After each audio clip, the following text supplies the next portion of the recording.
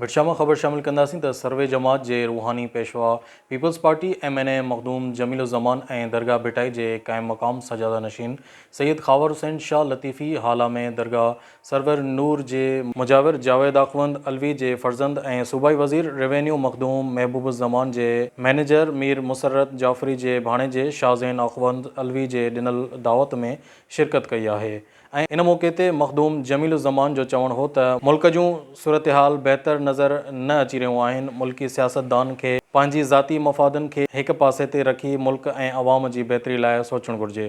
जॾहिं त दरगाह भिटाई जे क़ाइम मक़ाम सजादा नशीन सैयद ख़ावर हुसैन शाह, अली मुर्तज़ा शाह, सैयद रज़ा रिज़वी, सैयद यासिर अब्बास शाह, असिस्टेंट कमिश्नर हाला मुज़ाहिर बुरडो, फ़कीर हुसैन अली जाफ़री, मीर मुसर्रत जाफ़री, शेर ख़ान डाहिरी ऐं ॿियनि सियासी समाजी अॻवाननि तोड़े सहाफ़ियुनि वॾे तादाद में शिरकत कई आहे।